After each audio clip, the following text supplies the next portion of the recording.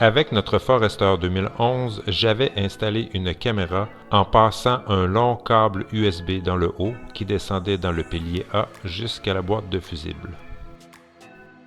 Avec notre nouvelle Forester 2022, je voulais aussi installer une caméra et après quelques recherches, j'ai trouvé une petite trousse qui simplifie grandement le travail et c'est ce que je vous présente aujourd'hui.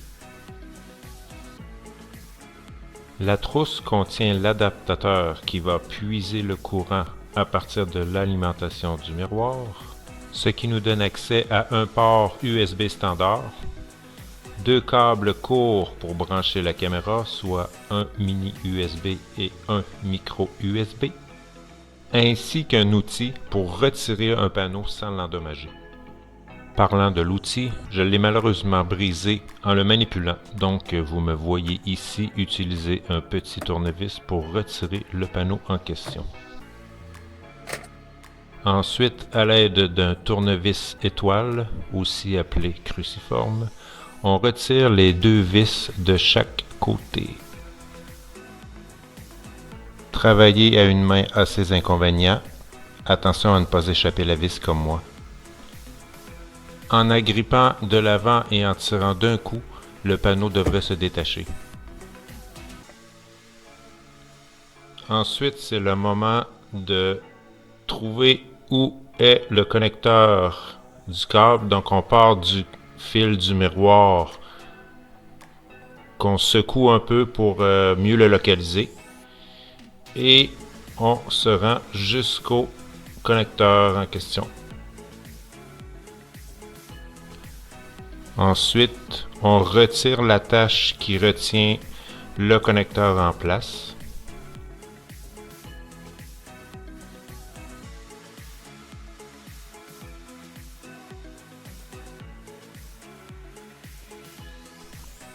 On détache le connecteur pour insérer notre adaptateur.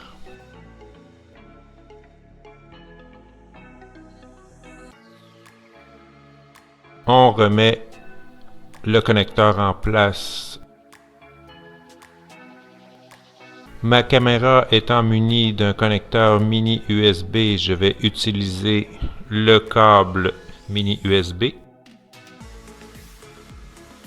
Je passe ensuite le câble de sorte qu'il démarre à partir de l'adaptateur, passe par-dessus la plaque blanche pour se rendre au même endroit que passe le câble du miroir.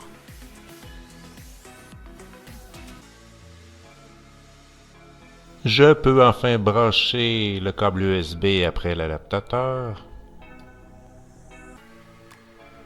Je replace le tout convenablement. Je branche ensuite la caméra pour faire un essai, ne pas oublier de mettre les accessoires en fonction, et je constate que ça fonctionne.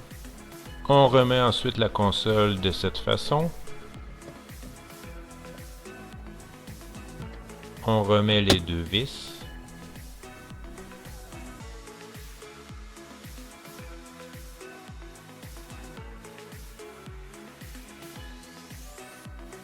Et pour terminer, on remet le couvercle en place.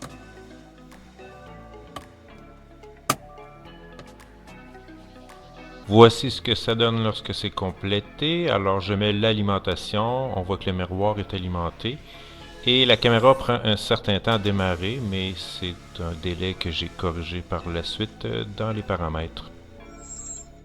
J'espère que ce guide vous aura démontré qu'il est somme toute assez simple d'installer une caméra dans un véhicule Subaru lorsqu'on a le bon adaptateur. Au revoir.